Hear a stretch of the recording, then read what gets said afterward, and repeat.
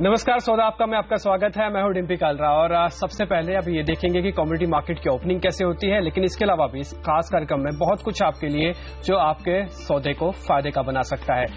Commodity market के तो tips जानेंगे ही। आज के मेहमान होंगे हमारे साथ सुगंधा सचदेवा, साथ ही कुणाल शाह, जिनसे भी समझेंगे कि इस समय ट्रेड कैसे बनता है। इसके अलावा जोरदार कमाई का एक तत्काल ट्रेड भी आपके सामने रखेंगे जो कि इंट्राडे कॉल की तरह आपके सामने होता है, जो कि आज आपको कुछ ही घंटों में एक अच्छा मुनाफा दे सकता है। इसके अलावा सिमी भौमिक होंगी जो कि निफ्टी की स्ट्रेटजी बताएंगी, क्योंकि ये जानना बेहद अहम है, क्योंकि मई सीरीज की जब शुरुआत हुई है तो निफ्टी पूरी सीरीज के लिए कैसे चल सकता है, इंट्राडे के लिए कैसे चल सकता है, ये उनसे हम समझेंगे। और अभी जो सर्ज आया है ये क्यों आया है और ये कितना सस्टेनेबल है, ये भी उनसे जानेंगे। साथ ही ये भी जानेंगे कि आज छोटा शेयर ऊंची छलांग में कौन सा शेयर है जो आपके पोर्टफोलियो को काफी तेजी से ऊपर लेके आ सकता है। छोटा शेयर है तो आप इसमें वॉल्यूम भी ज्यादा ले पाएंगे। और साथ ही सुमित वगड़िया के साथ हम एफ&ओ स्ट्रेटजी समझेंगे और ये जानेंगे कि डेरिवेटिव सीरीज जो आज शुरू हुई है, मई सीरीज, जो कि अपने आप में काफी अहम बताई जाती है, इसके अंदर आपको क्या रणनीति रखनी चाहिए, कौन से शेयर चल सकते हैं, कौन से पिटेंगे इस सीरीज के साथ ही हमारे साथ शाइना मुकद्दम भी होंगी जो कि आपके शेयरों के यानी कि आपके जो सवाल आए हैं शेयर से जुड़े हुए उसके फटाफट जवाब देंगे।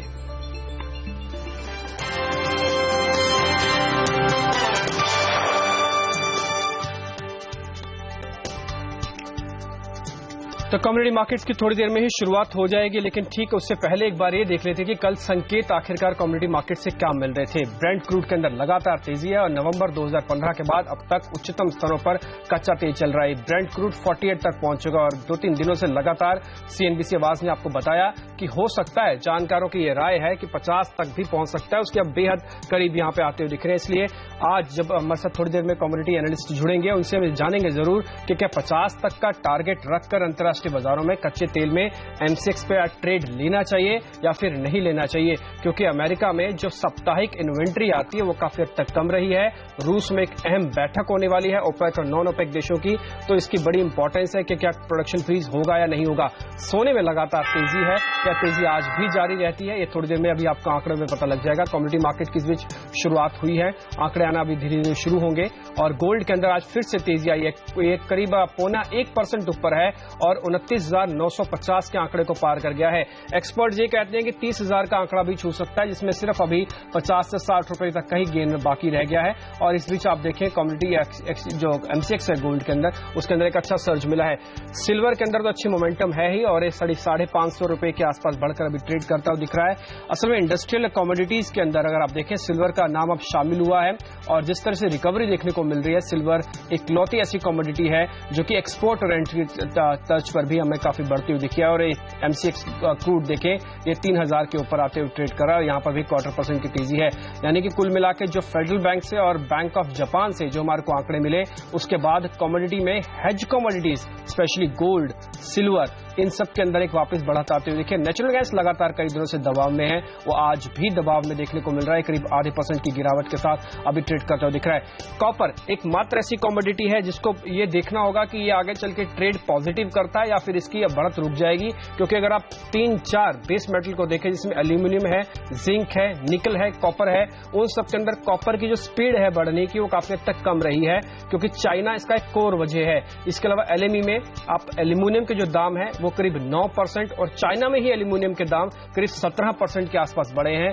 और ये आप देख पा रहे हैं कि सभी बेस मेटल आज फिर से मोमेंटम गेन करते हुए काफी हद तक डॉलर इंडेक्स का भी इनको फायदा मिल रहा है, जो कि लगातार बेस मेटल को मजबूत किए हुए। लेकिन एक रिपोर्ट जब 2 दिन पहले आई कि वर्ल्ड बैंक की, उसमें यह कहा गया कि 2016 शायद थोड़ा सा डॉविश रह सकता है एल्यूमिनियम के लिए, निकल के लिए, लेड के लिए, क्योंकि यहां पे करीब 8% के आसपास की गिरावट का उन्होंने अनुमान बताया। फटाफट से कुछ एक एग्री कमोडिटीज भी देख लेते हैं।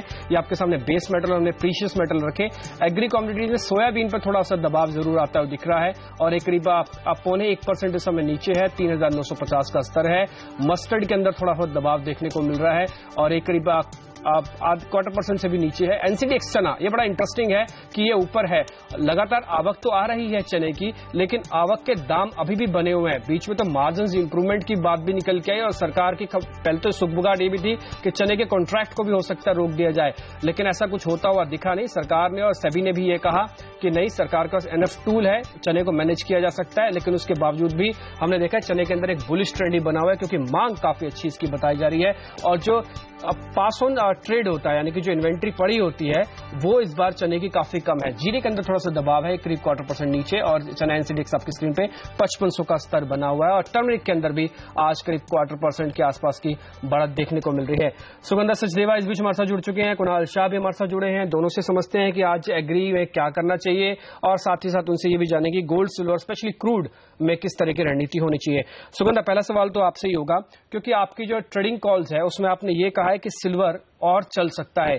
क्या सिल्वर आपने इसी वजह से चुना है क्योंकि इसका एक्सपोर्ट अच्छा है, इंडस्ट्रियल मांग बढ़ रही है, और शायद हेज कमोडिटी का भी काम करती है?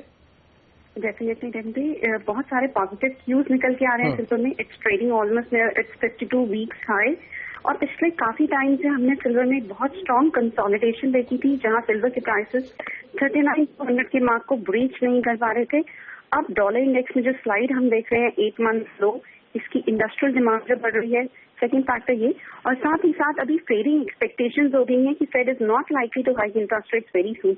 ये तीनों फैक्टर्स एंड साथ ही साथ एक जो टेक्निकल ब्रेकआउट है अबव 39,200, ये सारे फैक्टर्स अभी सिल्वर को सपोर्ट करेंगे ओवरऑल लॉन्ग टर्म में। अभी मुझे लगता है प्राइसेस काफी हद तक ऊपर जा सकते हैं, और इंट्राडे सेशन की अगर मैं स्पेशली बात करूं, हमारी एडवाइस रहेगी 41,200 के आसपास कर सकते हैं।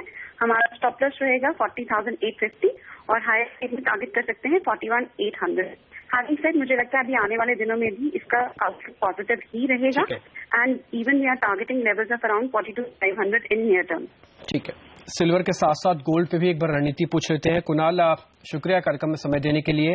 सोने के अंदर जिस तरह का मोमेंटम बना हुआ है, ये लग तो रहा है कि इंटरनेशनल मार्केट में शायद $1,300 ऑन्स के हिसाब से रेट आ जाएंगे। क्या ये सस्टेनेबल है या फिर यहाँ से प्रॉफिट बुकिंग हो जाएगी? सोने में थोड़ा सावधानी बरतें।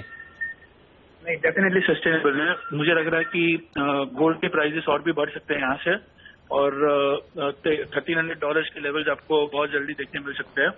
आप बाइंग कर सकते हैं ये लेवल्स पे भी, और मुझे लग रहा है इंट्राडे में और 100 से 150 रुपए की अपसाइड देखने मिलेगी, क्योंकि यूएस का जो डॉलर इंडेक्स है वो स्ट्रांग होने के लिए कोई ट्रिगर नहीं दिख रहा है, सो उसके वजह से ही गोल्ड में तेजी बनी रहेगी। चलिए, कुछ एक क्रूड पे भी रणनीति समझ लेते हैं जो कि बड़े अहम है। सुगंधा, क्रूड के हिसाब से अगर आप रणनीति मेरे को बता पाएं कि आखिरकार करना क्या चाहिए, क्योंकि जिनके पास पहले से ही पोजीशन है वो अच्छे प्रॉफिट्स पे तो बैठे हुए हैं, उनको क्या करना चाहिए, और जिन्होंने हाल फिलहाल में यानी कि कल परसों 2 दिन में पहले ट्रेड लिया है, उनके लिए रणनीति क्या होनी चाहिए? टेम्पी क्रूड में देखिए शॉर्ट टर्म थोड़ी प्रॉफिट बुकिंग डेफिनेटली देखने को मिल सकती है। एक कंसोलिडेशन जरूर नजर आ रही है प्राइसेस में, बट मैं अभी भी ट्रेंड के साथ अगर चलना चाहूँ, मुझे अभी भी बाइंग नजर आती है प्राइसेस में। थोड़ा स्मॉल डिप मिलते हैं 3030 से 3035 के लेवल पर, वहाँ बाइंग इनिशिएट कर सकते हैं। हमारा स्टॉप लॉस रहेगा 2990, और हायर साइड में हम टारगेट कर सकते हैं 3100 से 3120 और लेवल्स। अगर हम ओवरऑल लेवल्स इसमें फंडामेंटल्स की बात करें, अभी यूएस की साइड से प्रोडक्शन काफी हद तक कम हो रही है, और इसी वजह से मार्केट में जो हमने एक अपवर्ड मोमेंटम आते हुए देखा है, ये भी मुझे लगता है कंटिन्यूड रहेगा।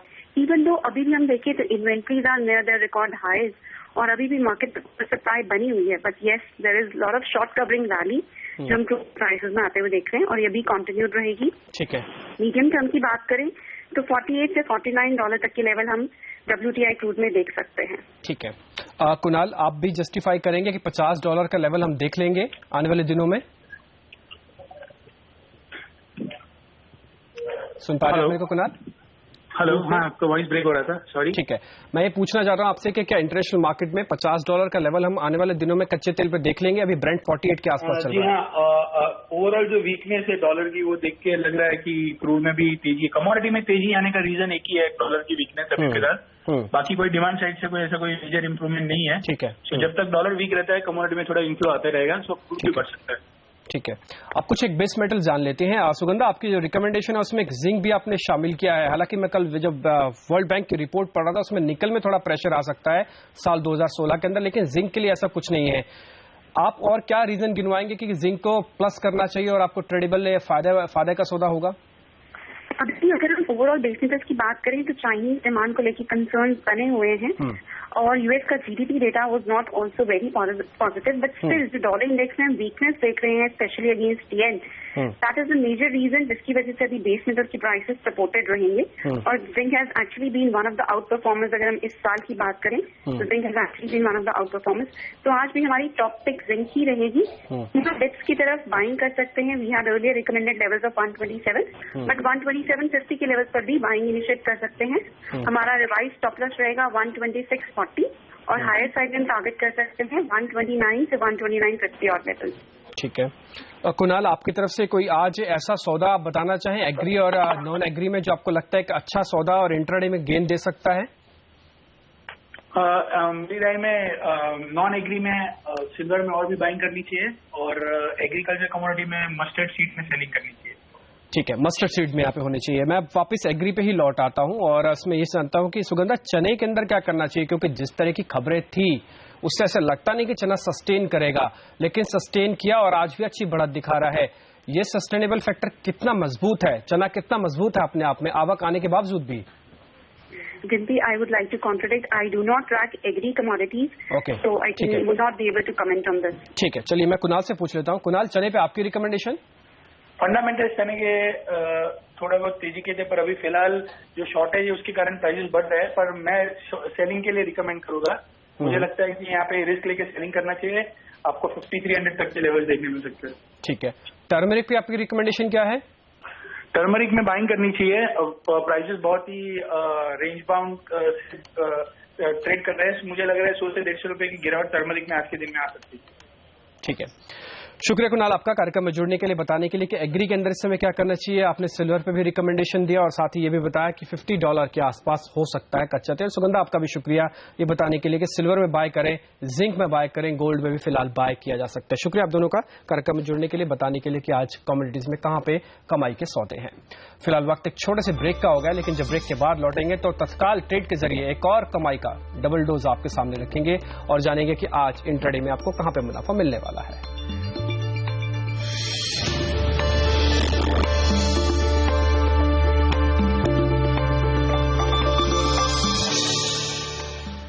ब्रेक के बाद एक बार फिर आपका स्वागत है। कम्युनिटी मार्केट की ओपनिंग हुई है और प्रीशियस और बेस मेटल के अंदर एक अच्छी बढ़त है, लेकिन एग्री के अंदर अभी हल्का सा दबाव है। लेकिन कुछ एक कमोडिटीज हैं जो कि चल सकती है, जैसे चने के अंदर स्ट्रेंथ रहेगी और साथ ही टर्मरिक के अंदर भी आप एक सौदा ले सकते हैं। लेकिन अब वापस इक्विटी मार्केट की तरफ लौटते हैं और शेयर बाजार का पूरा हाल बताने से पहले फटाफट से आपकी कमाई के सौदे की चिंता ज्यादा है हमारे को, और वो आपके सामने रखते हैं। तत्काल ट्रेड के जरिए पैसा बनाएं, समझें आज का तत्काल ट्रेड कौन सा है।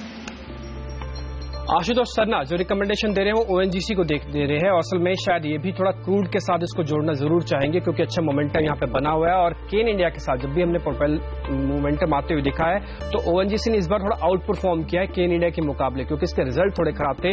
लेकिन ओएनजीसी अभी रिजल्ट इसके आए नहीं है, तो ठीक उससे पहले ये सीधा निकट क्रूड पे ही रिएक्शन दे रहा है। 225 का टारगेट आशुतोष सरना की रिकमेंडेशन है, इस पर आप ले सकते हैं, और 218 का एक स्टॉप लॉस होगा। चलिए फटाफट से ये देख लेते हैं इस समय मार्केट्स में आखिरकार क्या चल रहा है। करीब निफ्टी के अंदर एक अच्छा पुल बैक यहाँ पे आता हुआ दिखा है, और इंडिया विक्स ये कह रहा है कि शायद हो सकता है ये पुल बैक थोड़ा सस्टेन भी कर जाए, क्योंकि इंडिया विक्स के अंदर करीब 0.25% के आसपास की गिरावट हमने आती हुई दिखी है। और ये इंपॉर्टेंट फैक्टर होता है बाजार के सस्टेनेबिलिटी काफी हद तक डायरेक्शनल अप्रोच को बताने के लिए। इसके अलावा फ्रंट लाइन इंडेक्स आज ऑलमोस्ट फ्लैट है, लेकिन थोड़ा बहुत आउट परफॉर्मेंस मिल रही है हमारे को मिड कैप से, और थोड़ी बहुत आउट परफॉर्मेंस मिल रहा है स्मॉल कैप इंडेक्स से, जहां पे 0.25% की बढ़त है। अगर सेक्टोरियल बाजार को देखेंगे कि कौन कौन से सेक्टर चल रहे हैं, उसमें चलने वाले सेक्टर्स में मीडिया का सेक्टर काफी तेजी से ऊपर है, मेटल क्योंकि डॉलर इंडेक्स जो फेवर इनकी आ रही है वो काफी ऊपर है। इसके अलावा फार्मा सेक्टर के अंदर आज अच्छी स्ट्रेंथ है, लेकिन जो कमजोर सेक्टर है वो है आईटी और ऑटो। ध्यान रखें ऑटो के सेल्स के आंकड़े आने वाले हैं, तो बहुत स्पेसिफिकली आपको ऑटो में रणनीति बनानी होगी। लेकिन अब वक्त इस चीज का हो गया जानने का कि स्मॉल कैप के अंदर ही, क्योंकि जैसे हमने कहा कि यहाँ पे तेजी है, तो इस तेजी का भरपूर फायदा आपको कैसे मिलेगा, वो है छोटे शेयर ऊंची छलांग से। और पूजा हमारे साथ जुड़ चुकी है ये बताने के लिए।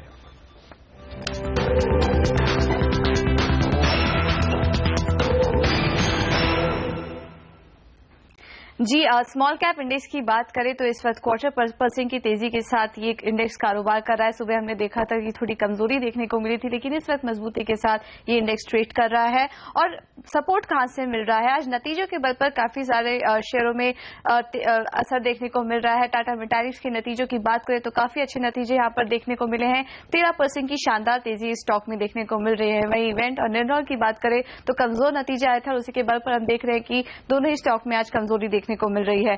इसके अलावा बेटर स्टॉक्स में भी आज काफी तेजी है। Monnet Ispat, Tata sponge, MSP steel and power, इन सभी काउंटर्स में आज तेजी देखने को मिल रही है। एमएसपी स्टील एंड पावर थोड़ी देर पहले 5% तक की तेजी देखने को मिल रही थी, इस पर फ्लैट कारोबार कर रहा है। इसके अलावा दोनों ही मेटल सेक्टर की काउंटर्स की बात करें तो 5% की तेजी इन दोनों ही स्टॉक में।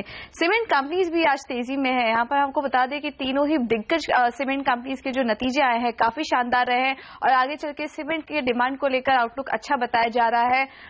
स्मॉल कैप सीमेंट कंपनीज की बात करें तो Andhra cement, green industry, India cement, इन सभी में करीब 2 से 3% की तेजी देखने को मिल रही है। इसके अलावा शुगर स्टॉक में भी आज अच्छी रैली है। यहाँ पर सरकार का कहना है कि FY17 में करीब 24 मिलियन टन का आउटपुट देखने की उम्मीद है। शॉर्टेज की उम्मीद यहाँ पर नहीं कर रहे हैं, जिसके चलते आज हमने देखा कि तमाम शुगर कंपनीज में भी अच्छी तेजी देखने को मिल रही है। कुछ और स्मॉल कैप गेनर्स की बात करें तो डायमंड पावर में आज अच्छी तेजी है, करीब 10% की फंड एक्शन देखने को मिला है इस काउंटर में, जिसकी वजह से स्टॉक में आज तेजी है।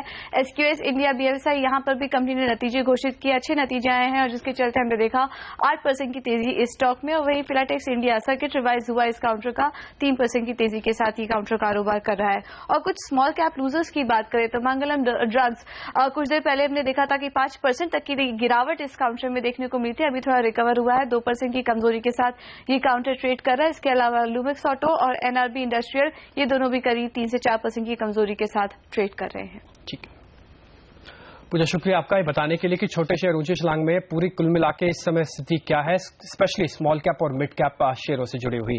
चलिए आगे बढ़ते हैं। इस बीच बाजार की जानकार SIMI.com की सिमी भौमिक हमारे साथ जुड़ चुकी हैं। सिमी, शुक्रिया समय देने के लिए। इस समय मैं सबसे पहले इंडेक्स पे ही आपकी रणनीति लेना चाहूंगा, क्योंकि जिनके पास पोजीशन कल थी, कल थोड़ा डर गए थे कि कल जिस तरह का फॉल आया, लेकिन आज मार्केट जिस तरह का रेजिस्टेंस दिखा रहा है, नीचे जा नहीं रहा बल्कि ऊपर की तरफ जाने की भरपूर कोशिश कर रहा है।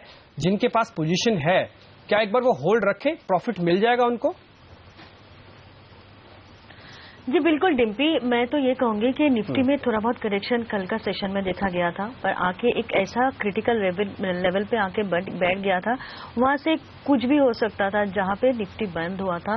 उसके बाद नेक्स्ट मेजर सपोर्ट 77, 20, 30 के बीच में है, तो वो सपोर्ट निफ्टी को होल्ड करना था। वो सपोर्ट अगर टूट जाता तो नेक्स्ट मेजर सपोर्ट 77, 80, 77, 70 के बीच में था।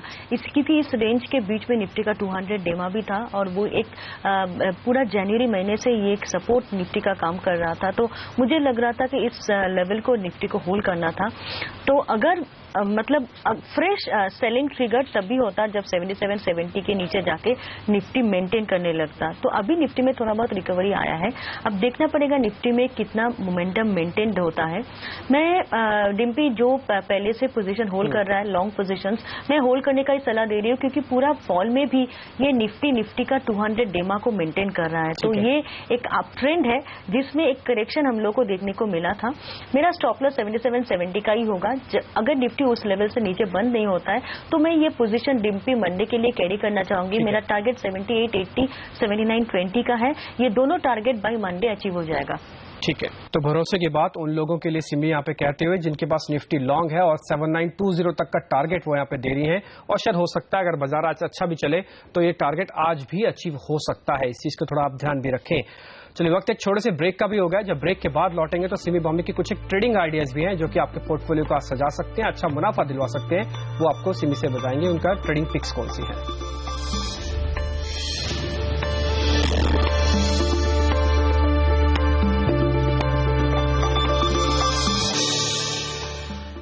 ब्रेक के बाद एक बार फिर आपका स्वागत है। सोना इस समय करीब 30,000 के आसपास पहुंच चुका है और 304 रुपए की बढ़त, 1% की बढ़त के साथ 30,000 के अहम आंकड़े पर आता हुआ दिख रहा है। और थोड़ी देर पहले हमारे एक्सपर्ट्स ने भी आपको बताया था कि आप अगर सोने में हैं तो बने रहिए, 30,000 का आंकड़ा आपको मिल जाएगा। कुणाल शाह तो ये भी कह रहे हैं कि थोड़ा सस्टेनेबल है और अंतर्राष्ट्रीय बाजारों में $1,300 पर ऑन्स का लेवल भी पार कर सकता है। तो 30,000 ही हो गया है सोना, 30,000 के आंकड़े को पार कर लिया और इसने 1% की बढ़त के साथ ये अभी गोल्ड MCX पे ट्रेड कर करता हुआ दिख रहा है। चलिए इस बीच फटाफट से एक बार मार्केट्स का भी व्यू देख लेते हैं कि मार्केट्स इस समय कैसे चल रहा है। और अगर मार्केट्स में अगर आप ट्रेड देखेंगे तो आपको कुछ फ्रंट लाइन के मुकाबले आपको मिड कैप और स्मॉल कैप में ट्रेड थोड़ा ज्यादा अच्छा मिलेगा, क्योंकि डेरिवेटिव एक्सपायरी निपट चुकी है और उसके बाद यहाँ पे कुछ हद तक मोमेंटम आपका शिफ्ट होता दिख रहा है मिड कैप के अंदर और साथ ही स्मॉल कैप के अंदर। आज कुछ मीडिया से जुड़े हुए शेयर्स और मेटल से जुड़े शेयर्स के अंदर काफी अच्छा एक मोमेंटम देखने को मिल रहा है और फार्मा के अंदर भी अच्छी बढ़त है। छोटा सा एक ब्रेक ले लेते हैं। जब ब्रेक के बाद जुड़ेंगे तो F&O की स्ट्रेटजी लेकर हमारे साथ हेमंत घई भी जुड़ेंगे और उनके साथ मार्केट के एक्सपर्ट सुमित बगड़िया भी होंगे, जिनसे जानेंगे कि डेरिवेटिव मार्केट्स के अंदर कैसे ट्रेड होगा। साथ ही सिमी भौमिक भी होंगी जो आपको बताएंगे उनके ट्रेडिंग पिक्स कौन से हैं।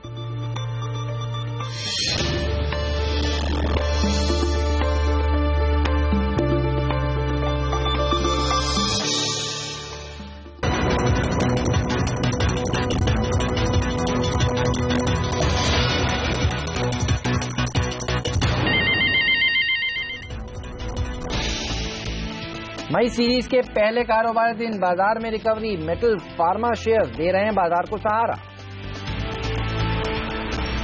नतीजों के बाद आइडिया के शेयर में दिखी मुनाफा वसूली, दूसरे दिन लगातार HCL टेक के शेयर में दबाव, मगर वेदांता और अंबुजा सीमेंट नतीजों के बाद मजबूत। आज बाजार की नजर ICICI बैंक के नतीजों पर, एसेट क्वालिटी में दबाव की आशंका, लेकिन बेहतर इंश्योरेंस कारोबार से मुनाफे में बढ़त संभव, मगर शेयर प्रेशर में।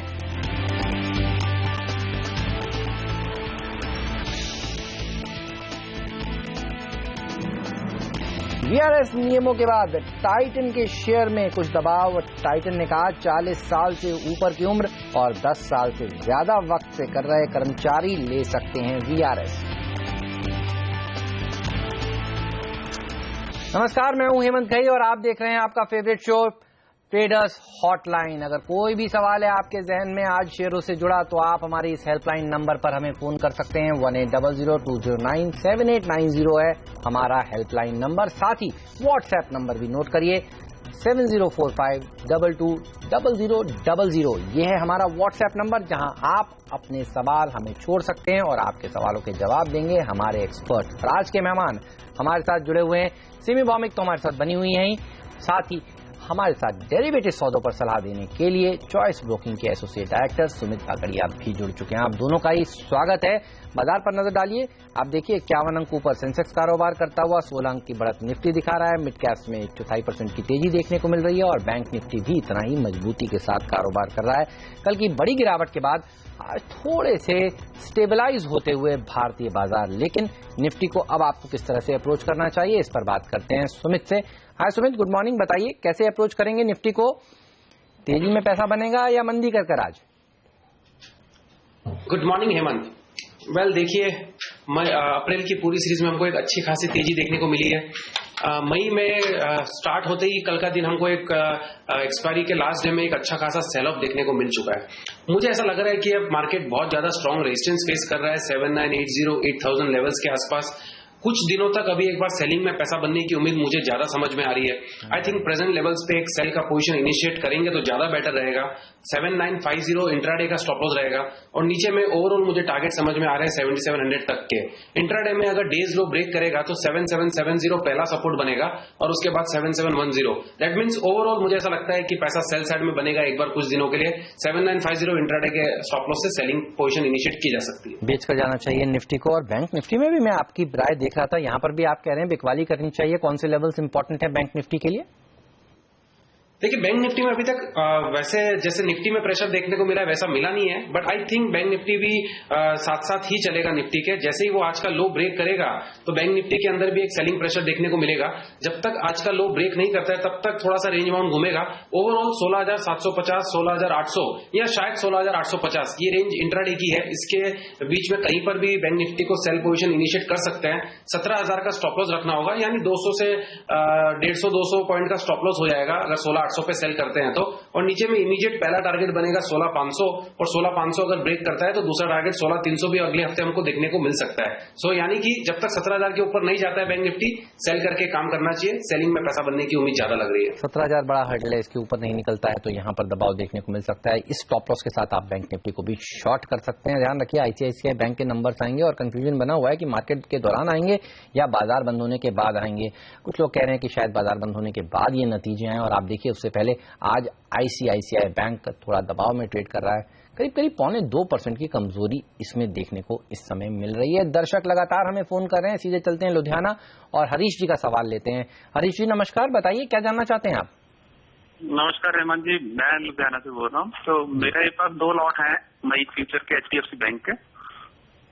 ओके, 2 लॉट आपने खरीदे हैं मई फ्यूचर, और कौन से भाव पे? 90 रुपए, 1090 के आपने खरीदे हैं। चलिए पूछते हैं सिमी से एक बार। सिमी, HDFC बैंक के चार्ट्स आपको कैसे लगते हैं और क्या करना चाहिए इन्हें? देखिए हेमंत, उनको प्रॉफिट थोड़ा सा मिल रहा है। 1090 के आसपास उनका खरीदा हुआ है और ये स्टॉक 1120 के आसपास मेंटेन कर रहा है। तो मैं एक उनको स्टॉप लॉस लगाने का सलाह दे रही हूँ, क्योंकि मार्केट में थोड़ा बहुत वीकनेस कल का सेशन में पैदा हुआ था और आज भी मार्केट एक नया लो बनाया है, मतलब कल का लो को तोड़ा है। तो इसलिए मैं सिर्फ उनको एक स्टॉप लॉस मेंटेन करने का सलाह दे रही हूँ। चार्ट्स जो भी है, अगर वीकनेस मार्केट में आता है तो ये भी नीचे जाएगा, पर फिलहाल जब तक ये स्टॉक 1100 के ऊपर मेंटेन कर रहा है 1100 से ऊपर, तब तक मैं इसमें कोई सेल कॉल नहीं इशू करना चाहूंगी। इनफैक्ट अगर 1100 का लेवल इंटैक्ट रहता है तो ये स्टॉक आगे और 20-25 रुपया ऊपर जा सकता है, ऐसा मेरा मानना है। 1100 का स्टॉप लॉस मेंटेन कीजिएगा। ओके, तो हरीश जी आप 1100 के स्टॉप लॉस के साथ इस पोजीशन पर बने रहिए। इसके नीचे जाए तो जरूर इस पोजीशन से आप निकल जाइए। थोड़ा बाजार में दबाव देखने को मिल सकता है, ऐसा हमारे दोनों ही एक्सपर्ट्स मान रहे हैं। हितेश का सवाल लेते हैं, पंजाब से इन्होंने फोन किया। पंजाब में कहाँ से फोन कर रहे हैं हितेश जी आप?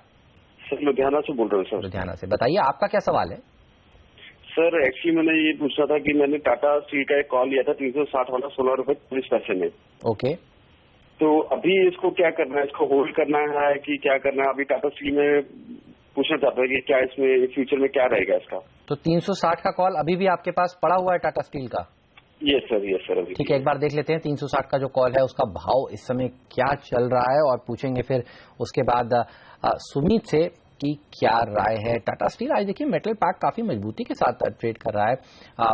न सिर्फ टाटा स्टील, सेल, वेदांता, ये तमाम ऐसे शेयर हैं जहां तेजी देखने को मिल रही है। 360 का कॉल आपकी स्क्रीन पर 16 रुपए में इन्होंने खरीदा था, 12 रुपए 15 पैसे का भाव इस समय देखने को मिल रहा है। सुमित बताइए क्या करें? देखिए हेमंत, आपने बिल्कुल सही कहा। मोस्टली मेटल्स के अंदर एक तेजी देखने को मिल रही है, और ये एलएमई के ऊपर भी सेम ऐसा ही हो रहा है। मोस्टली मेटल्स में तेजी देखने को मिल रही है। तो अभी तक मेटल्स के अंदर कोई बड़ी मंदी का रुझान नहीं समझ में आया, बट जरूर मार्केट गिरता है तो ये स्टॉक्स को भी थोड़ा बहुत करेक्शन में देखने को मिल सकता है। तो इन्होंने टाटा स्टील का 360 का कॉल ले रखा है। इसके अंदर तेजी बनेगी 360 के ऊपर का लेवल, जब स्पॉट के अंदर कैश मार्केट के अंदर टाटा स्टील का ब्रेक होगा तभी। नीचे में इसका इमीडिएट सपोर्ट बन रहा है 344, 345 लेवल्स। मैं इनको एक स्टॉप लॉस सजेस्ट कर देता हूं। 344, 345 टाटा स्टील कैश के लेवल्स है, वो जब तक ब्रेक करता तब तक अपनी पोजीशन को होल्ड करे। अगर वो ब्रेक कर दे तो पोजीशन से निकल जाए, क्योंकि उसके बाद एक बार शॉर्ट टर्म में करेक्शन देखने को मिल सकती है, जिसके अंदर 335, 330 के लेवल शायद देखने को मिल सकते हैं। 344 या 345 का स्ट्रिक्ट स्टॉप लॉस लगा लें टाटा स्टील का कैश के लेवल्स के हिसाब से। जब तक वो ब्रेक नहीं होता तब तक ये सेफ है। अगर वो ब्रेक हो जाएगा तो फिर इनको लॉस हो सकता है। और ओके, चलिए तो ये रहा है टाटा स्टील पर। लेकिन इस समय आपकी स्क्रीन पर देखिए विजय माल्या से रिलेटेड खबरें आती हुई। यहाँ पर उन्होंने फाइनेंशियल टाइम्स को एक अपना इंटरव्यू दिया है, और फाइनेंशियल टाइम्स ने उस इंटरव्यू के दम पर एक खबर छापी है, और वो कह रहे हैं कि अभी फिलहाल उनका वहां से भारत आना वो अभी नहीं चाहते हैं, और बैंकों के साथ वाजिब कीमत पर समझौता करने को वो इस समय तैयार है। वो जितना दे सकते हैं उतनी कीमत पर समझौता करने के लिए बैंकों के साथ तैयार हैं। वो कह रहे हैं कि मेरा लंदन छोड़ने का अभी फिलहाल कोई इरादा नहीं है। आपको बता दूं कि कल ही सरकार ने, यानी मिनिस्ट्री ऑफ एक्सटर्नल अफेयर्स ने लंदन से ये कहा है कि उनको डिपोर्ट किया जाए। और आप देखिए उसके बाद ये इंटरव्यू में उनका बयान आता है, वो कह रहे हैं कि मैं जबरदस्ती लंदन से भारत नहीं आऊंगा, और जो सरकार कोशिश कर रही है और एक्सपर्ट्स भी हमें कह रहे हैं कि इतना आसान नहीं है उनको वहां से डिपोर्ट करना और उनका भारत में आना। फिलहाल सरकार कह रही है कि उनको वहां से डिपोर्ट कर दिया जाए बैंकों के साथ, लेकिन वो कह रहे हैं कि वो ओपन है, वो समझौता करना चाहते हैं। तो इस खबर पर हमारी नजर बनी रहेगी और आगे चलते हैं। एक और दर्शक है हमारे साथ, उनसे बात करते हैं। अब योगेश जी हैं हमारे साथ मध्य प्रदेश से। योगेश जी फोन कर रहे हैं, आप बताइए कहां पर है मध्य प्रदेश में आप इस समय? जी मैं मध्य प्रदेश खरगोन से बोल रहा हूँ। हाँ जी, पूछिए अपना सवाल। सर मेरे पास आइडिया के 2 लॉट हैं 106 के, जो कल ही मैंने रोल ओवर किया है 125 में। ओके, आपने रोल ओवर किया है और आइडिया के नतीजे कल बाजार बंद होने के बाद आए और आज हम थोड़ा सा दबाव इस स्टॉक में देखने को मिल रहे हैं। जी मैं इसे आगे के लिए जानना चाह रहा हूँ कि इसे कैरी रखूं या फिर इसमें बाहर हो जाए। ठीक बात है, पूछता हूँ चार्ट कैसे लगते हैं आइडिया के। सिमी बताइए, मुनाफा वसूली तो देखने को मिल रही है, लेकिन चार्ट्स पर आइडिया कैसा लगता है? पिछले कुछ दिनों में एक अच्छी रिकवरी इस शेयर में देखने को मिली, लेकिन आज कुछ रिपोर्ट्स हैं जो चिंता में डालने वाली हैं, जिसके चलते दबाव देखा जा रहा है। इंटरेस्ट कॉस्ट बढ़ी है, वॉल्यूम्स को लेकर थोड़े कंसर्न्स जताए जा रहे हैं आगे आने वाले दिनों में। कैसे लगते हैं इसके चार्ट, ये क्या करें? हेमंत, चार्ट में उतना वीकनेस नहीं था डेली चार्ट में, पर ये स्टॉक जो प्रॉब्लमेटिक था, इसका जो ट्रेंड था ओवरऑल वो डाउन ट्रेंड था। एक ऐसा स्टॉक है जो अभी भी डाउन ट्रेंड 200 डेमा के नीचे ही मेंटेन कर रहा है और कल जहां पे ये स्टॉक क्लोज किया था रिजल्ट से एकदम पहले, वो इसका 200 डेमा से नीचे हुआ था। तो आज रिजल्ट अच्छा होने से इसको 130 का रेंज को क्रॉस करके सस्टेन करना था और ये स्टॉक वैसा नहीं किया था। तो इसलिए मैं ये समझती हूँ कि 130 का लेवल इसके लिए अभी रेजिस्टेंस बन रहा था। 130-35 के ऊपर जाने के बाद ही इसमें फ्रेश मोमेंटम आने वाला था, पर वैसा नहीं हुआ। और अगर नहीं हुआ तो जाहिर है इसमें वीकनेस आ सकता है फ्रेश, और जिसका टारगेट 115 से 110 का हो सकता है। उन्होंने कल ही रोल ओवर किया है, 106 का बाइंग था, उनको कल एक बार प्रॉफिट हल्का सा बुक करना था, वैसा नहीं किया। आज रोल ओवर होल्ड किया है, रिजल्ट्स के बाद ये स्टॉक नीचे फिसला है। पर मेरा ओवरऑल व्यू इस स्टॉक में रेंज बाउंड है। 110 का सपोर्ट है, 130 के आसपास का रेजिस्टेंस है। मतलब मैं ऊपर जाने से सेलिंग रिकमेंडेशन दूंगी और नीचे जाने से बाइंग रिकमेंडेशन दूंगी। उनको उनका स्टॉप लॉस होल्ड करना है। स्टॉप लॉस के साथ स्टॉप लॉस मैं नहीं दे सकती हूँ, मुझे मेरा व्यू इस स्टॉक में पॉजिटिव नहीं है, इसलिए मैं कोई स्टॉप लॉस नहीं दे रही हूँ। मैं सिर्फ रेंज बता दिया कि 110 से 130 के बीच में शायद ये स्टॉक रेंज बाउंड हो जाएगा, उनको रैली मिलते ही निकल जाना पड़ेगा इस कॉल से। उछाल में निकल गए, ये राय हमारे एक्सपर्ट आपको दे रहे हैं। यदु अग्रवाल जी ने भी हमें फोन किया। अग्रवाल साहब नमस्कार, बताइए, मथुरा से फोन कर रहे हैं आप, क्या सवाल है? सर मैं आईसीआईसी की 275 की कॉल लेना चाहता हूँ मई की। तो आपको पता है आज इसके नतीजे आने वाले हैं आईसीआईसीआई बैंक के? हाँ सर, नतीजे आने वाले हैं, इसीलिए लेना चाहता हूँ कि शायद नतीजों के बाद उछाल मिले तो। ठीक है, तो आप बुलिश हैं, आपको लगता है कि नतीजों से पहले यहां पर तेजी की पोजीशन बनाई जाए। 275 की कॉल इस समय खरीदना चाहते हैं। 275 की कॉल देखिए ₹1.60 पर इस समय ट्रेड कर रही है। इंटरेस्टिंग है ये शेयर, और मैं सोच रहा था अब तक किसी ने सवाल नहीं पूछा आईसीआईसीआई बैंक पर। सुमित, नंबर्स आएंगे, हो सकता है नंबर्स बाजार बंद होने के बाद भी आए, तो जो पोजीशंस लोग आज बना रहे हैं वो ये सोच समझ कर बनाए कि उनको नंबर्स जो हैं वो देखेंगे बाजार बंद होने के बाद भी। इस तरह की भी आस लगाई जा रही है। कैसे अप्रोच करेंगे आईसीआईसीआई बैंक को आज आप? मंदी करके हेमंत, ऐसा लग रहा है कि एक बार आईसीआईसीआई बैंक के अंदर पिछले 3 से 4 दिनों से ऊपरी लेवल से सबसे पहले दबाव हमको देखने को मिला आईसीआईसीआई बैंक के अंदर ही। मार्केट्स गिरने के पहले से हमको आईसीआईसीआई बैंक में ऊपर से दबाव देखने को मिला। यहाँ पर सुमित 1 मिनट के लिए रोकना होगा। विजय माल्या जी के बयान इस समय आ रहे हैं, वो सुन ले, फिर आईसीआईसीआई बैंक पर लौटते हैं। Reference to the banks just because of this extraordinary pressure being put on me by various government agencies. Who is behind the move to withdraw your passport? I wish I knew. Are they faceless bureaucrats, or is it the Prime Minister, Mr. Modi, who is a noted austere figure? All I can say is that the manner in which my passport was first suspended and then revoked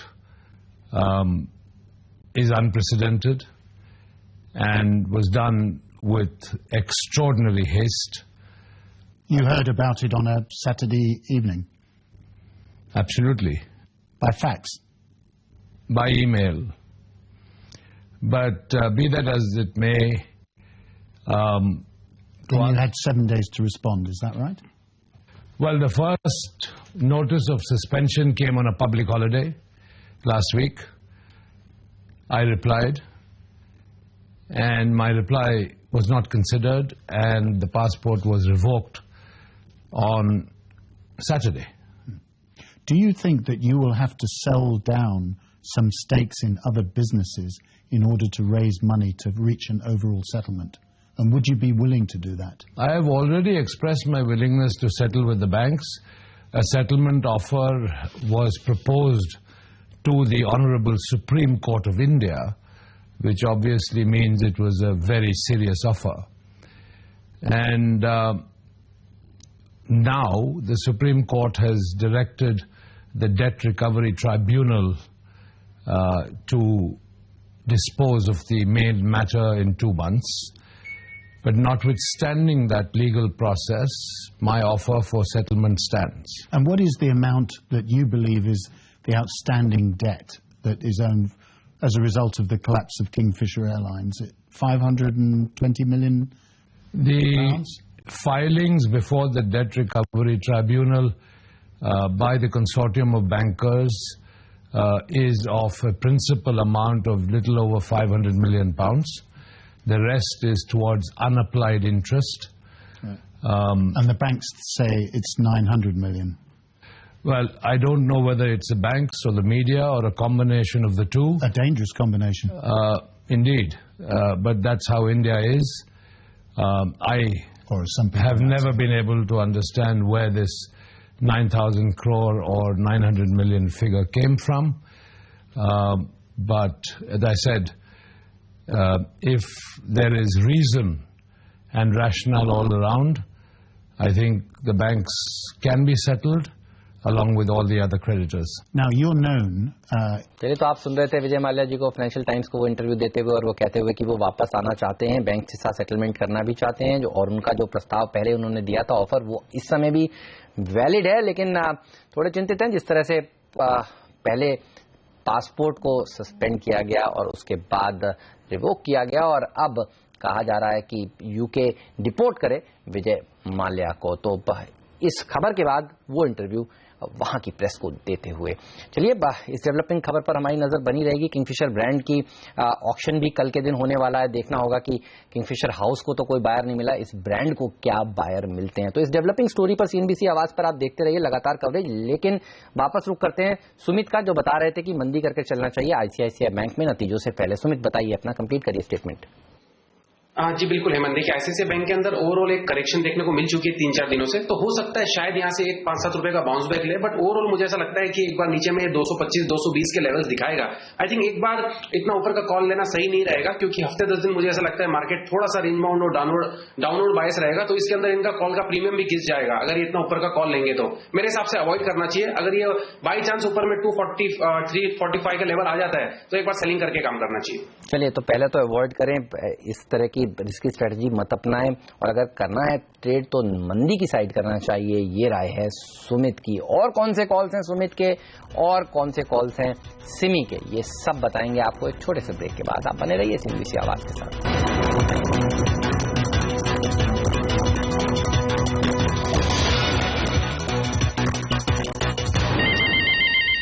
80 अंक ऊपर इस समय Sensex, 23 अंक की बढ़त Nifty में देखने को मिल रही है।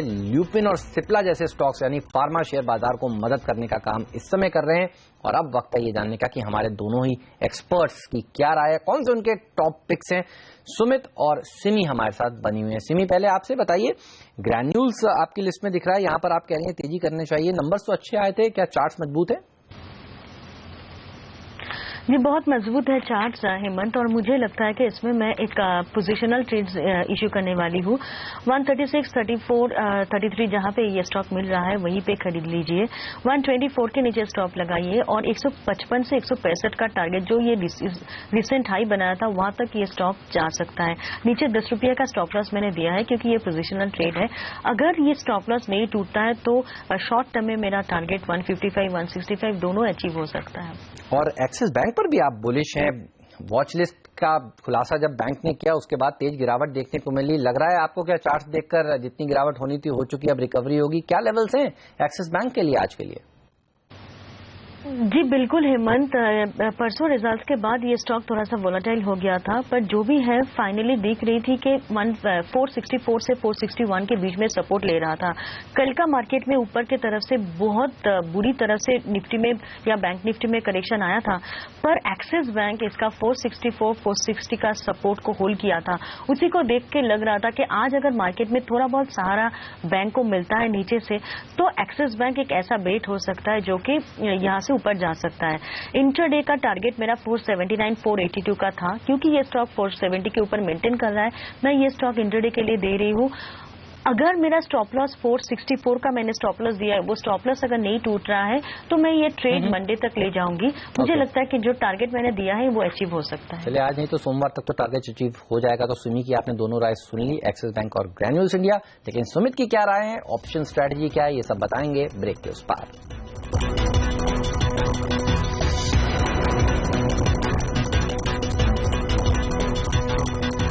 स्वागत है आप सभी का सीएनबीसी आवाज पर। आप देख रहे हैं ट्रेडर्स हॉटलाइन, और ब्रेक से पहले हमने आपको बताया सिमी की टॉप पिक्स क्या है, और अब जानते हैं कि सुमित की टॉप पिक्स क्या है। सुमित बताइए, ऑप्शन रणनीति भी बताइए आज के लिए क्या होनी चाहिए। जी हेमंत, एक स्टॉक हमने चुना है बैंकिंग के अंदर, पीएनबी को सेल के लिए चुना है, पीएसयू बैंक है। आई थिंक 88.50 89 के आसपास इसको सेल कर सकते हैं। ₹2 का स्टॉप लॉस लगाना होगा 91 का, और अगर इसने नीचे में आज का लो ब्रेक कर दिया तो फिर हमको 85 से 83 के लेवल्स देखने को मिल सकते हैं 2 से 3 दिनों के अंदर। एक स्टॉक हमने फार्मा में चुना है, वॉक फार्मा। वॉक फार्मा ऐसा लग रहा है कि तेजी दिखा नहीं पा रहा है, और अभी आज एक प्रेशर देखने को मिल रहा है, और पिछले 3-4 दिनों से बहुत छोटी सी रेंज में घूम रहा था। तो 1004 1005 ये जो प्रेजेंट लेवल चल रहे हैं, यहाँ पे सेल कर सकते हैं। 1030 का स्टॉप लॉस लगाना होगा, और नीचे में शायद हो सकता है हमको एक हफ्ते से 10 दिन के अंदर 970 से 950 के लेवल्स देखने को मिले। तो दूसरा पिक होगा वॉकआउट का फ्यूचर्स, सेल कर सकते हैं प्रेजेंट लेवल्स पे। और टाटा मोटर्स के अंदर हमने एक ऑप्शन स्ट्रेटेजी बनाई है जिसके अंदर हमको वीकनेस लग रहा है, तो हमने 410 का पुट बाय करने के लिए बोला है, जो कि 13-14 रुपए के आसपास चल रहा होगा, और उसको 11 रुपए का एसएल लगाना होगा। और 10 से 15 रुपए का टाटा मोटर्स का अगर फॉल आता है तो इसका पुट का प्राइस हो जाएगा 20 से 25 रुपए। तो टाटा मोटर्स का 410 का पुट लेके काम करें, 11 रुपए का स्ट्रिक्ट स्टॉप लॉस इसमें लगाए, बिना स्टॉप लॉस के बिना काम नहीं करे टाटा मोटर्स के पुट के अंदर। चलिए, तो काफी मंदी करने की बात कह रहे हैं सुमित। निफ्टी बेचे, बैंक निफ्टी बेचे, पीएनबी बेचे, वो खाट बेचे, और टाटा मोटर्स का भी पुट खरीदे, तो पूरी तरह से मंदी में है हमारे एक्सपर्ट। और वक्त है उनसे विदा लेने का। शुक्रिया सुमित आपका आज इस शो में आने के लिए, अपनी राय हमसे शेयर करने के लिए। सिमी हमारे साथ बनी रहेंगी और हमारे साथ जुड़ेंगे ब्रेक के बाद डिम्पी कालरा, और आपके सवालों के फटाफट जवाब लेकर आएंगे। आप बने रहिए सीएनबीसी आवाज के साथ।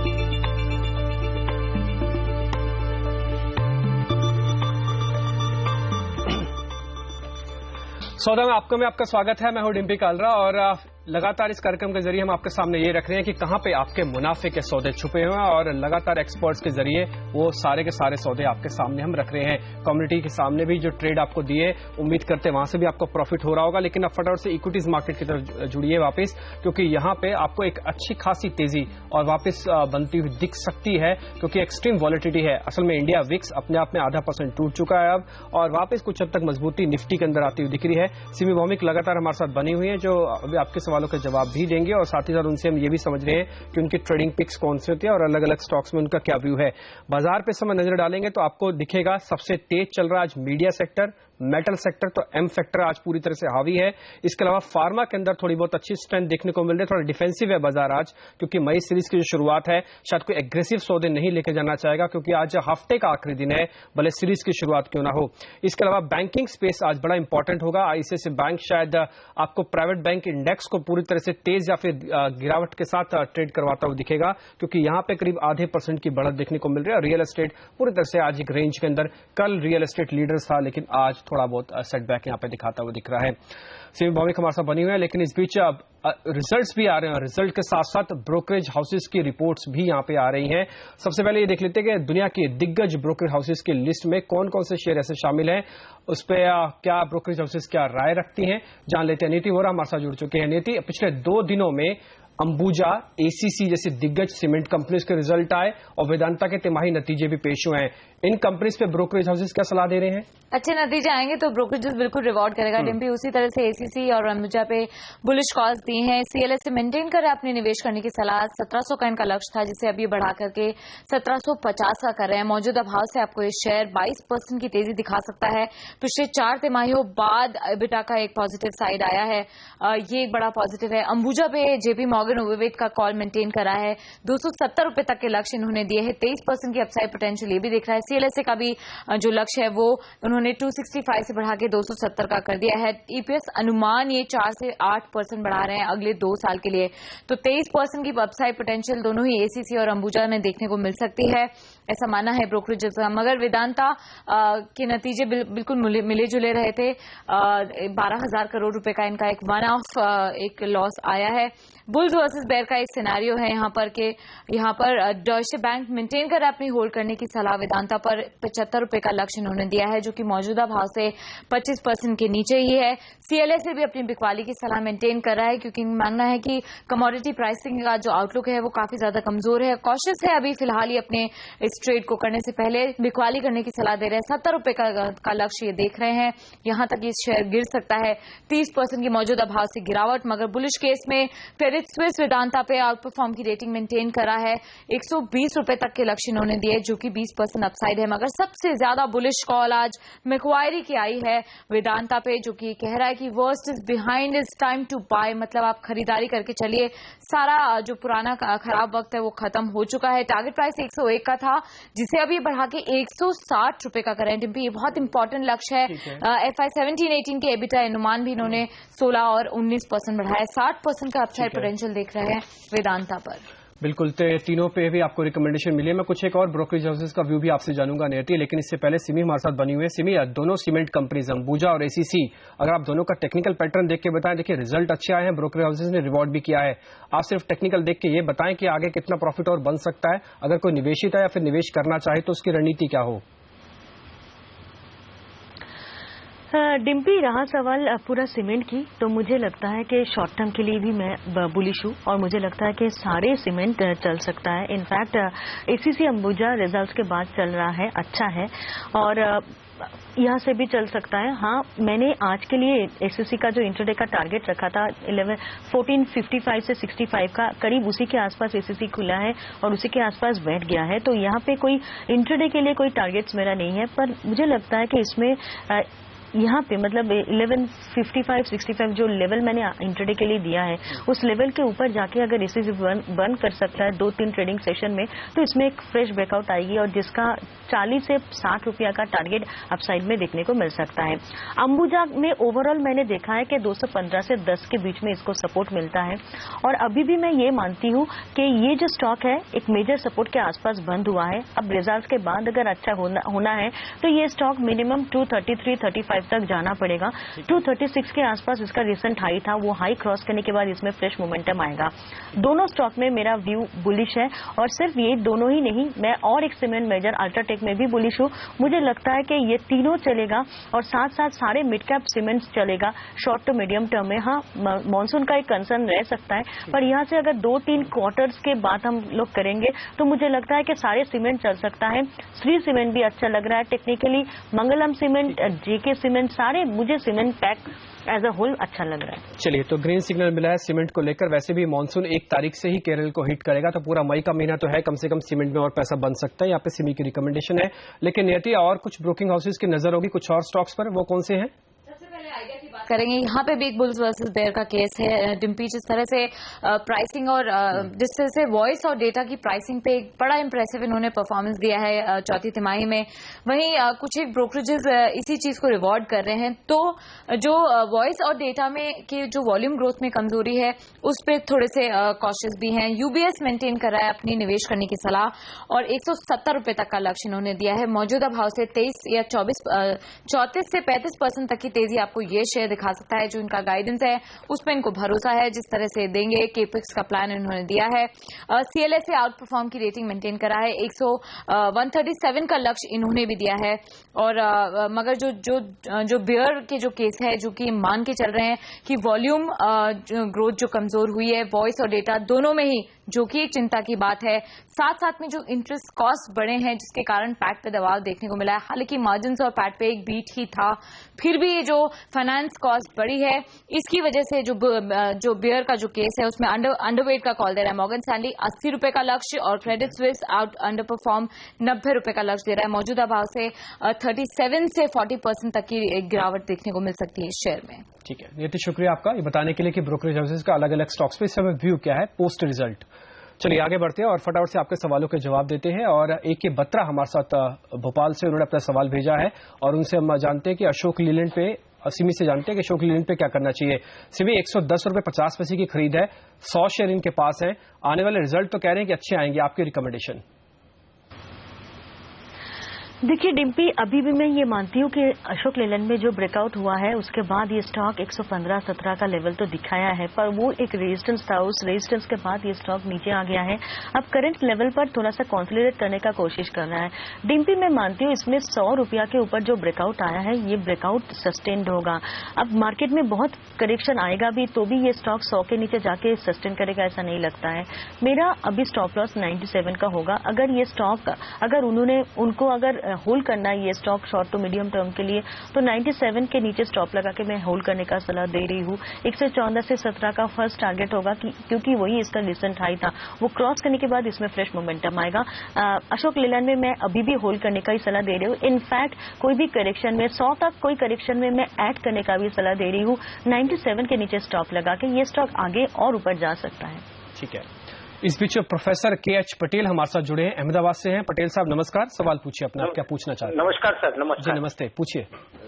हाँ सर, मैं मार्क्सन फार्मा 2000 शेयर 48 के लिहाज से लिया है सर, एवरेज।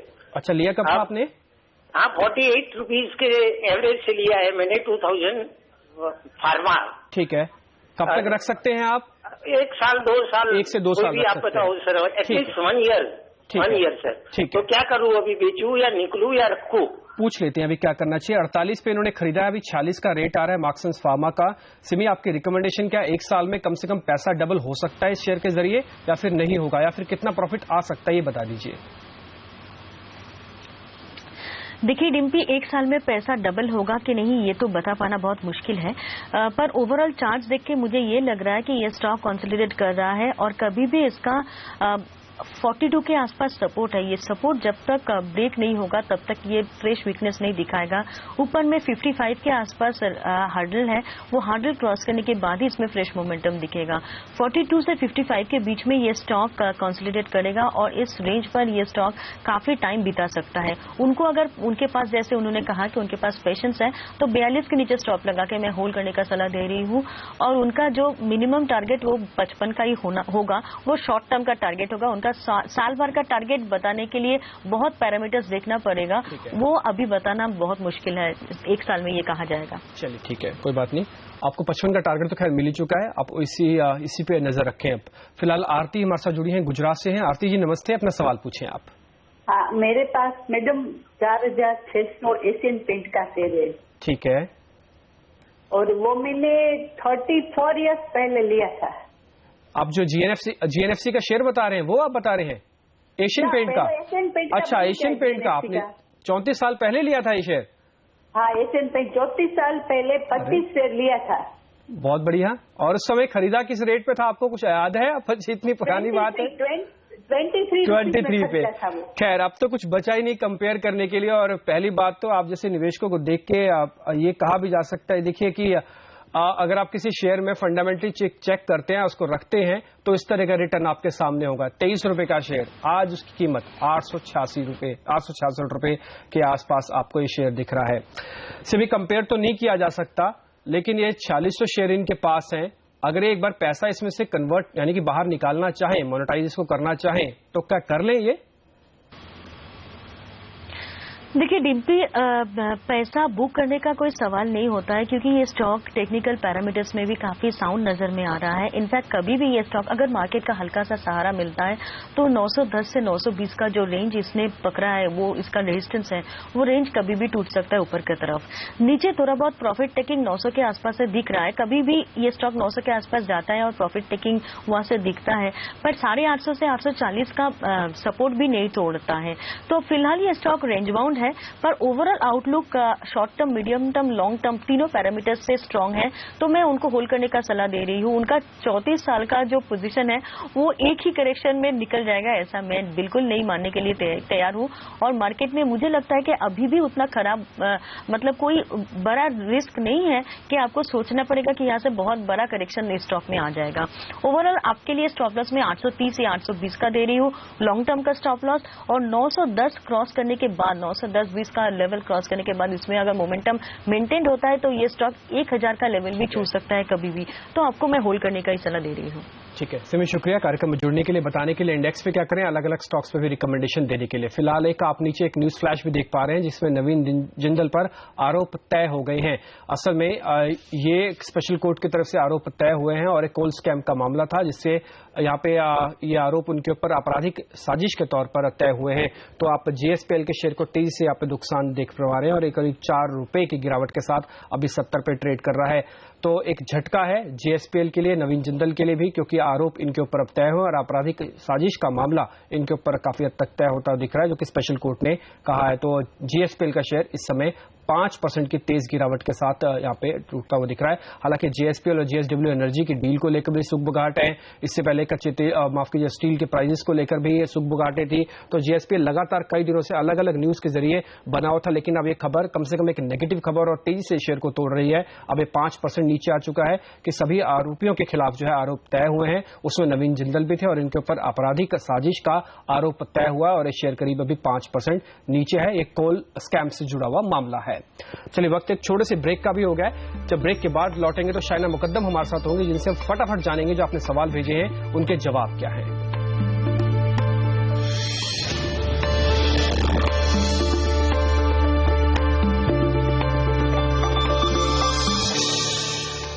ब्रेक के बाद एक बार फिर आपका स्वागत है। एक बार फिर से जीएसपीएल का शेयर आपके सामने रखेंगे जहां पे 5.5% की गिरावट है। असल में 12 आरोपी थे जो कि इस अमरकोंडा डील के अंदर से आरोपी थे और उनके ऊपर आरोप तय होते हैं और आपराधिक साजिश के तहत नवीन जिंदल को भी आरोपी ठहराया गया है। तो सीबीआई के स्पेशल कोर्ट ने फैसला सुनाया और जीएसपीएल इसकी वजह से तेजी से टूटता हुआ करीब 6% का नुकसान यहाँ पे आता हुआ दिख रहा है। शाइना मुकद्दम हमारे साथ इस बीच जुड़ चुके हैं। पहले उनसे फटाफट से एक बार व्यू ले लेते हैं और उसके बाद फटाफट जो आपने सवाल भेजे उनका जवाब जानेंगे। शाइना, स्वागत है कार्यक्रम में आपका। पहले तो निफ्टी पे और बाजार पर आपका व्यू, इस समय जिनके पास पोजीशन है वो क्या करें और जिनके पास नहीं है वो क्या करें? मेरे हिसाब से आज का तो पॉजिटिव सेंटिमेंट है, बट मई के महीने में रेंज बाउंड रहेगा। डाउन साइड में 7750 और ऊपर में 7950, ये दो लेवल्स के बीच में मेरे हिसाब से मई में रहेगा। चलिए अब फटाफट आपके सवालों का जवाब देने का समय हो गया और 5 मिनट में फटाफट से सवाल लेते हैं। और हेमंत ने अलवर से एक सवाल पूछा है और उनका सवाल है जम्मू एंड कश्मीर बैंक को लेकर। 500 शेयर उनके पास है, 90 रुपए का रेट उनका खरीद का है, क्या करना चाहिए? 20 रुपए का उनको इस समय घाटा हो रहा है। मेरे हिसाब से अभी होल्ड करना चाहिए। अभी जो बाउंस आएगा उसमें with rest of PSU bank, ये बैंक भी बाउंस करेगा। नंबर्स भी थोड़ा नेगेटिव होना चाहिए, लेकिन एक बार होल्ड करके अपसाइड जब मिलता है तो निकल जाए। जीएसपीएल पे क्या करना चाहिए? 700 शेयर है सागर के पास जिन्होंने भरतपुर से अपना सवाल भेजा है। 92 की उनकी खरीद है और जो प्रॉफिट में है वो 46 रुपए का, एक बार बुक कर लें या फिर बने रहे। मेरे हिसाब से चार्ट भी अभी काफी वीक हो रहा है। अभी आज का भी जो नीचे इतना मतलब गिरा है स्टॉक, इस हिसाब से उनको सेल करके निकल जाना चाहिए। इस बीच विमल का भी एक सवाल मिला है। एलआईसी हाउसिंग फाइनेंस पे इनके पास 80 शेयर हैं, ये 460 की एवरेज इनके पास, यानी कि अलग अलग रेट पे इन्होंने लिए, एवरेज 460 बन गई है। आपकी रिकमेंडेशन क्या? अभी कोई फायदा कोई नुकसान कुछ खास है नहीं इनके पास। यहाँ पे होल्ड कीजिए, बहुत अच्छे फंडामेंटल्स हैं, इम्प्रूव हो रहे हैं, रिड्यूसिंग इन इंटरेस्ट रेट्स, ये पॉजिटिव रहेगा। होल्ड कीजिए, मेरे हिसाब से 500 का डेफिनेटली उनको रेट मिलेगा। ठीक है, अब भारत के नॉर्थ ईस्ट चलते हैं और वहां पे अरुणाचल प्रदेश से मधुसूदन ने एक सवाल भेजा है क्रॉम्पटन ग्रीव्स के रिगार्डिंग, बड़ा इंपॉर्टेंट है। 46 रुपए पे उनका ये शेयर खरीदा हुआ है और 100 शेयर उनके पास है, आज 11 रुपए के प्रॉफिट में है। उम्मीद है कि शायद रिजल्ट थोड़े कमजोर आएंगे, आपकी राय क्या है इस पे? ठीक है, हो सकता है, बट ये पूरा रिस्ट्रक्चरिंग के हिसाब से थोड़ा बहुत रिवैम के हिसाब से नंबर्स कंपैरेबल नहीं है। यहाँ से एटलीस्ट 3 रुपए ऊपर उनको डेफिनेटली मिल सकता है। आई थिंक 60 का लेवल अगर मिलता है तो एक बार बुक करके निकल सकते हैं। आगरा से नितिन ने भी सवाल पूछा है अपना, और नेस्ले के 10 शेयर होल्ड करते हैं और उनकी खरीद जो है 6000 रुपए के आसपास की है। आपकी राय क्या है? अभी उनको नुकसान हो रहा है करीब 180 रुपए का। होल्ड कीजिए। मेरे हिसाब से जो नए प्रोडक्ट्स रीलॉन्च कर रहे हैं यहाँ से उनको 6,250 का लेवल डेफिनेटली देखने मिलेगा और नीचे में स्टॉप लॉस 5,850 जरूर रखें। ठीक है। प्रभजोत ने भी एक सवाल भेजा है चंडीगढ़ से। वो REC के बारे में जानना चाहती हैं। 167 का खरीदा हुआ शेयर है उनका और 350 शेयर है, 11 रुपए के मुनाफे में वो भी है। मेरे हिसाब से उनको एक बार प्रॉफिट बुक कर लेना चाहिए।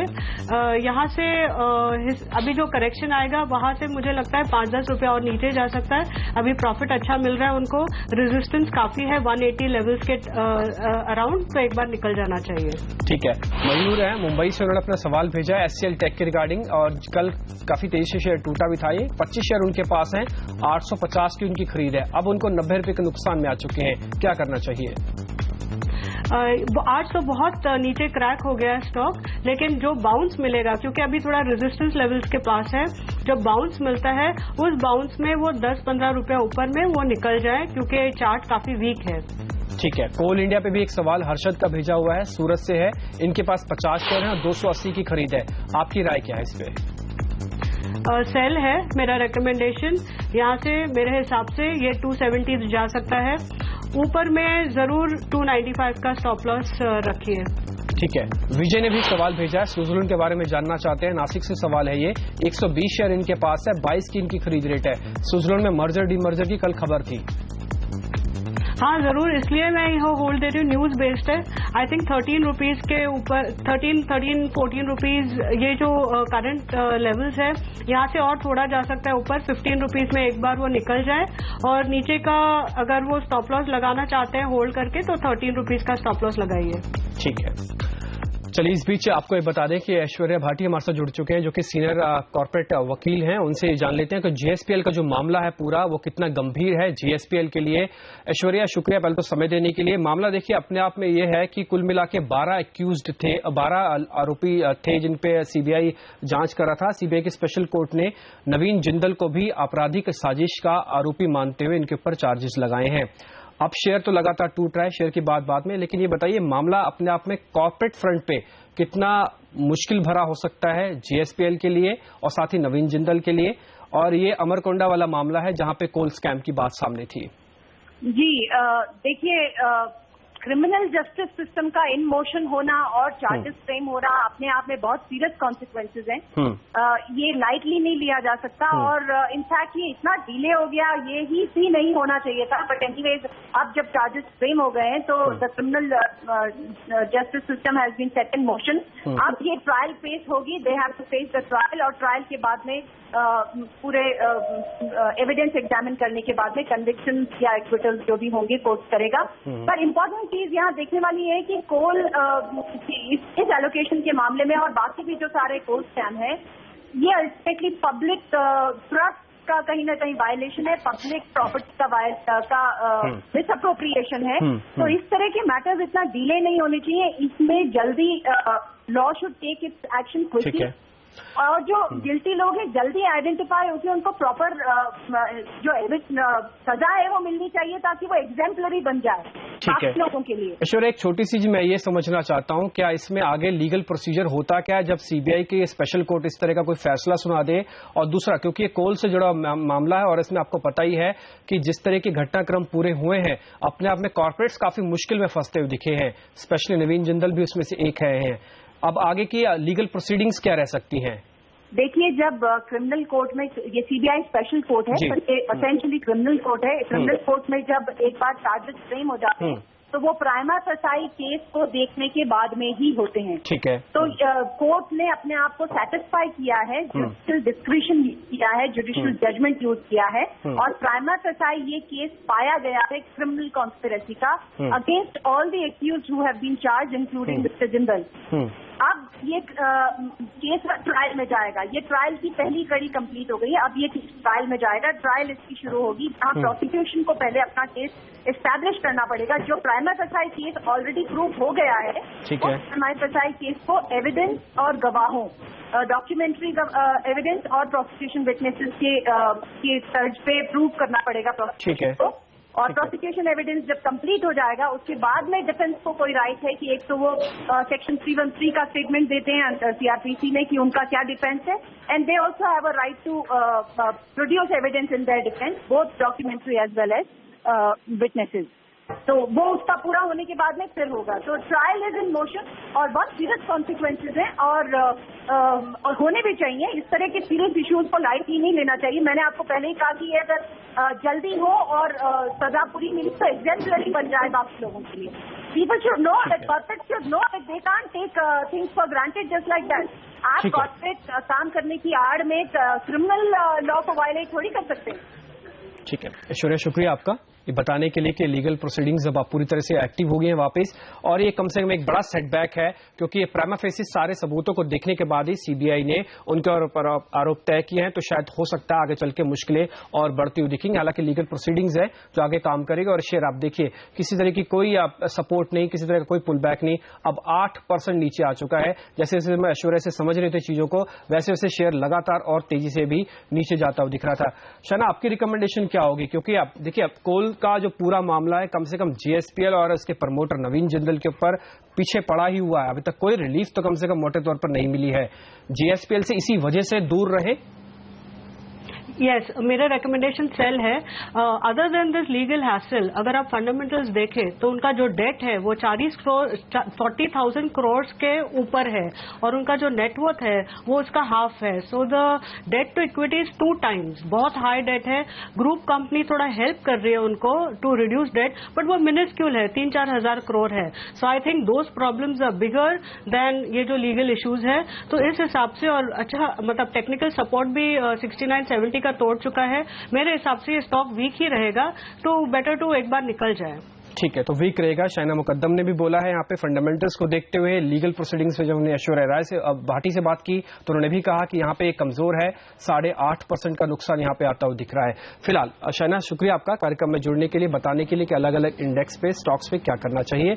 सोना आपका में तो फिलहाल इतना ही है, और लेकिन कमोडिटी मार्केट्स के अंदर आज काफी एक्शन है क्योंकि सोना 30,000 ही हो चुका है, यानी कि 30,000 के आंकड़े को पार कर चुका है। हेमंत हमारे से जुड़े हैं, आगे आपको बताएंगे कमोडिटी में सोने के अलावा और क्या क्या खास है। हेमंत, बिल्कुल, तो सोने में 30,000 के स्तर पर खरीदारी करें या फिर मुनाफा वसूली करें, इस सब पर राय लेकर आएंगे। आप बने रहिए CNBC आवाज के साथ। एक छोटा सा ब्रेक लेते हैं और ब्रेक के बाद हमारे एक्सपर्ट्स भी हमारे साथ जुड़ेंगे। आप देखते रहिए।